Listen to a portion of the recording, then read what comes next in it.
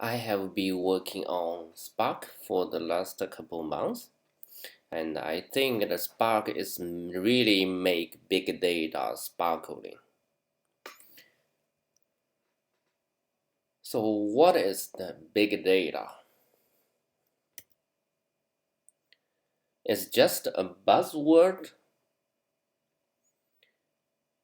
There is one definition. What I like is that data is so big that a single machine cannot handle it anymore.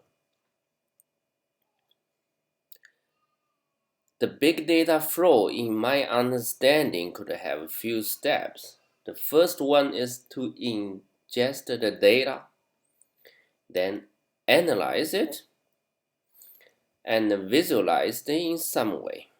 Then use the insight to earn. All those things need some technology, some base.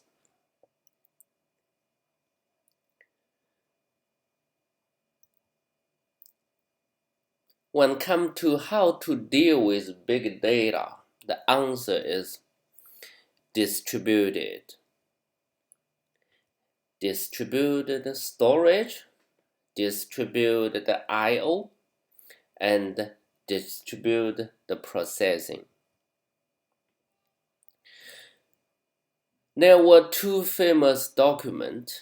The first one is the Google file system that is distribute store data on different computers with a resilient way. And the other is MapReduce, which is the philosophy how to deal with processing.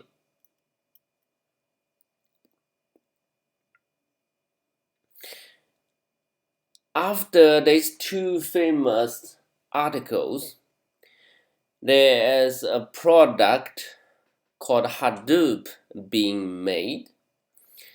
And after many years, then Hadoop has been involved into a big ecosystem. Now this can be called Hadoop ecosystem or big data ecosystem. In the big data world, there are few distributions similar with Linux. One of them is Cloudera. This is the picture for Cloudera. And there are MapR and there is Hortonworks. And Databricks provided a host solution for Hadoop.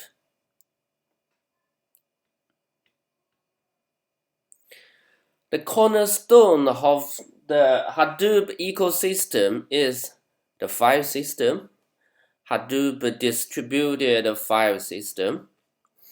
And on top of that, there are different ways to processing the data.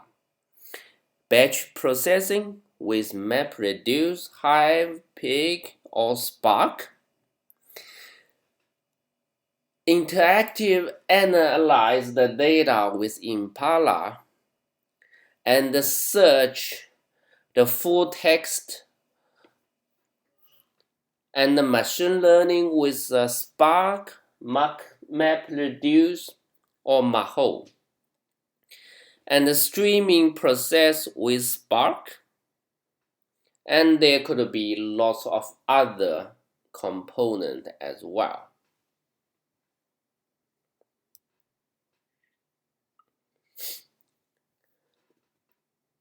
This is the diagram of Hadoop distributed file system.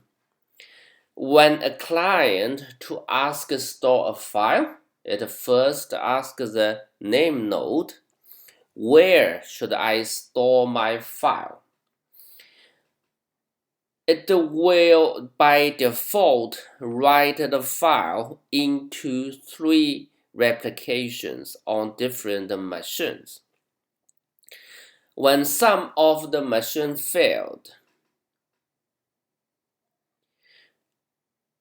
the lost replication can be copied back or replicated back by HDFS. And we could store the file in this way, and conceptually processing it just add another layer on top of the data storage. While in the reality is a bit of more complex. This is a map-reduce flow. It has 3 stages. The first one is map, the second one is shuffle, and the third one is reduce. The map is from one result to another. For example, is spread a file into a word base.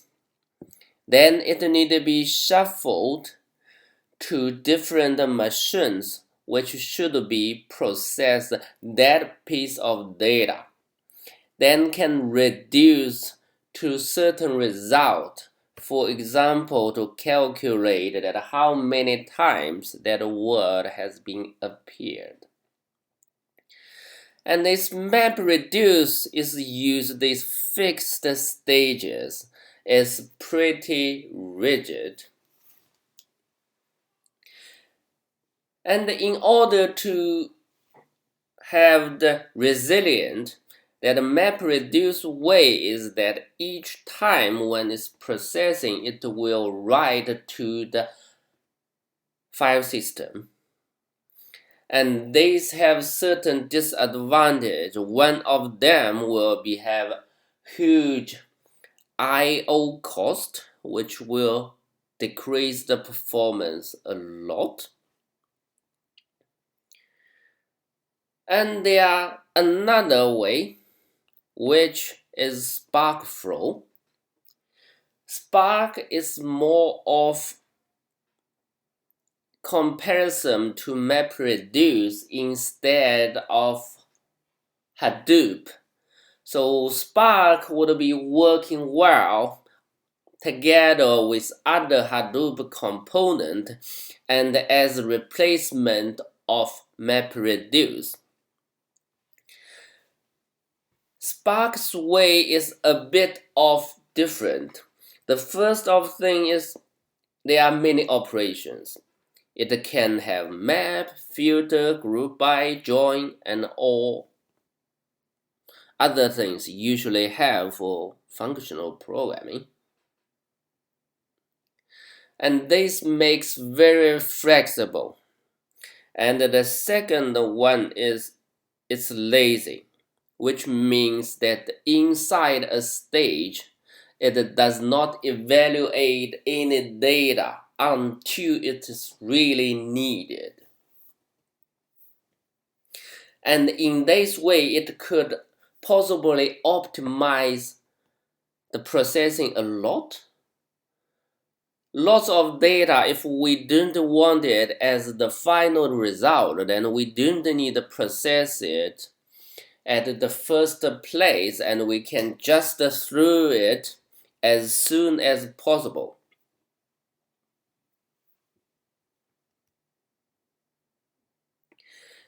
Here is one example.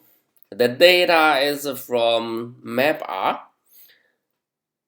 First step is load the data from Hadoop file system. And when each small block is a partition, and the left side will be the physical file, then the right file will be kind of memory, and each part will load into memory, but not on this stage. Then we could map it by split to words. Then we can map it again. For each category, that value is 1, and we can reduce it. by aggregate for each category how many times has been happened. Between the map and the reduce, these need to be shuffled. The relevant data need to be stored at certain machine.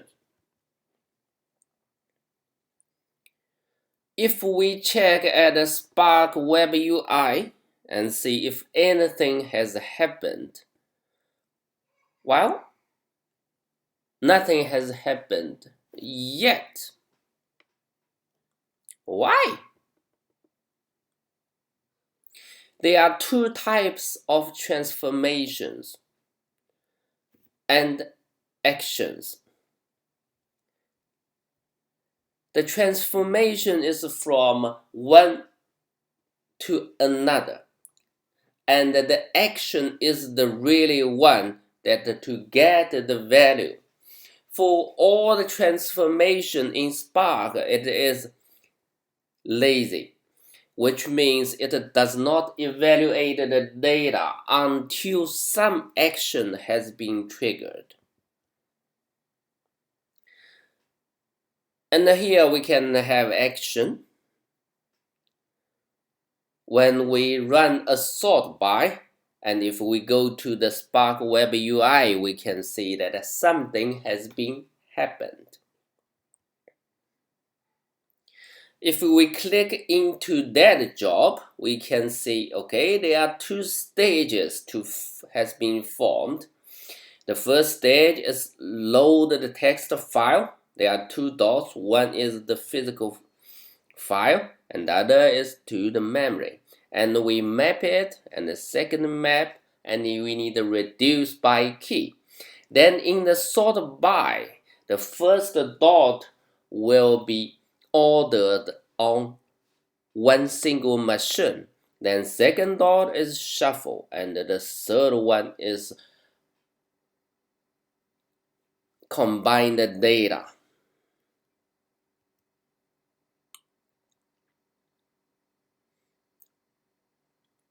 The Spark deployment is using this way that they are the driver program.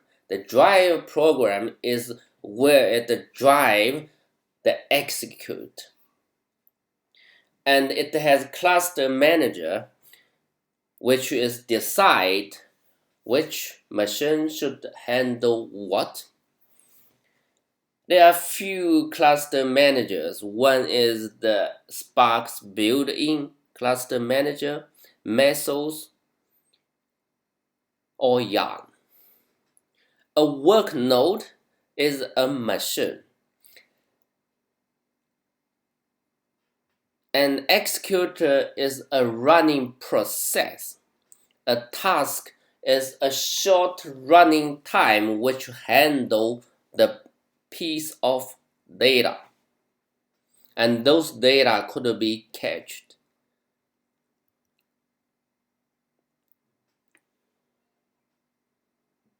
Traditionally, we have lots of data related in relational database. In some way, we need get into the HDFS, and we can using Sqoop to get in the data to HDFS, and it could also export back to the relational database. This is a small example for Sqoop all the tables from MySQL database, and we can import all the data and saved in Packet file. Usually we store file in a row based, and this Packet file is in the column based. Things in the data analytic world, they are possible to have a lot of columns. Some of the columns just never been used in certain process. So when we save it to the Packet file, when we load it, we don't have to load all the columns. Depends on how we want to use for the final result. Some of the column does not have been loaded at all. After we imported all the tables, we could check in Hadoop file system. There are lots of directory created. Each directory is corresponding to a table in database. We can also import the CSV file, make a directory, and copy file to that directory. Since the CSV is a schemaless data, we need to have some data for easier processing at a later phase. We could create a table in Hadoop to decide what column does it have and which type it is and where is that file located. There is one thing need to be noticed, that if it's stored in CSV format, the size will be pretty large. It will be original size. And the processing speed will be relatively low compared to we do some very easy processing and save it as a packet format.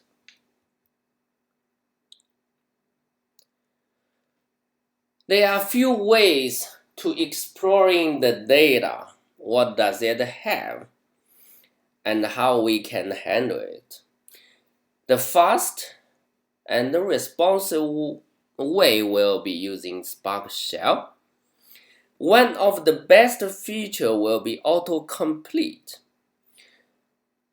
When I want to write some code, and most of the time I don't remember the exactly function name, parameters, I could have an API document put beside me that each time I will search that API document. And using Spark shell could be just another simple way to get all this data. After I write something, I click the tab. It will try to autocomplete or provide all the possibilities.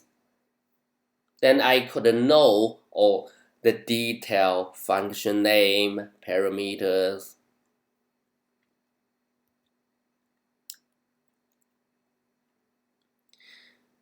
There's recently a project in Apache developed called Zepplin. And this is a workbench or an IDE for Spark. The good part is it is blended. It's blended with different languages. For example, we can analyze with a Spark, which we write in Scala or writing in Python. And this all could be on the same notebook.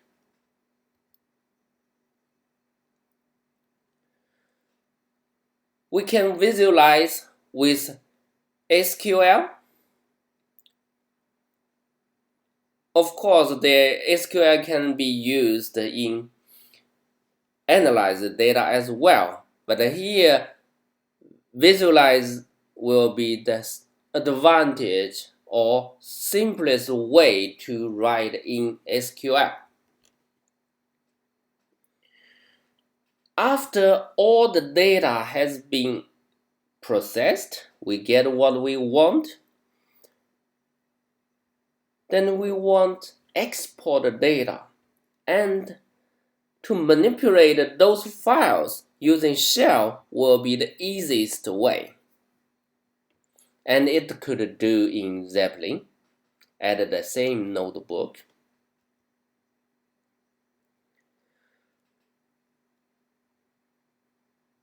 And at some point, we might need to debug the Spark, and that does not happen often because they are seldom happen that some part is wrong, especially the boundary part, and some part is correct. In this Scala world, that is either completely correct or completely wrong. But we could debug the code. We can just write a simple Maven project and run a step-by-step debug.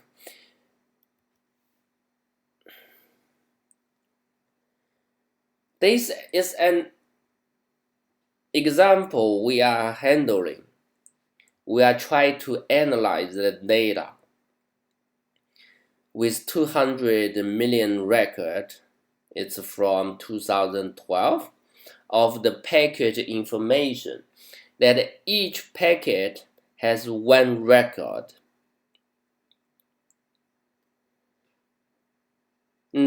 All the data is aggregated in 15 minutes interval.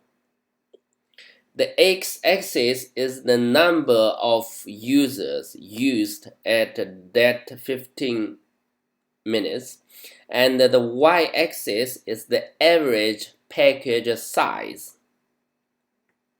And each bubble indicates a type of application, for example, video, web, system, file sharing.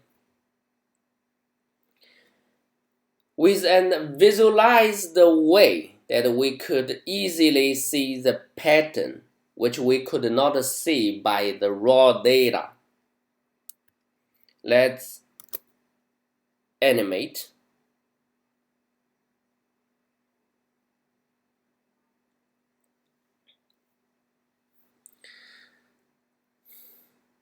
We see that the green bubble is always on the top left. It does not change a lot, but the size does change. That is the total packet size.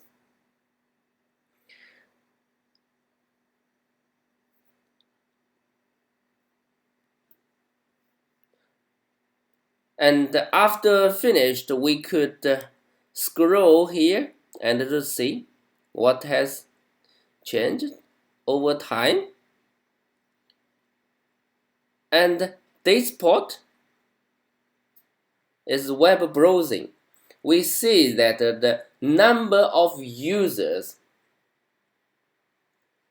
has been changed a lot, but the average size of packet does not change much, and the total package size also does not change much.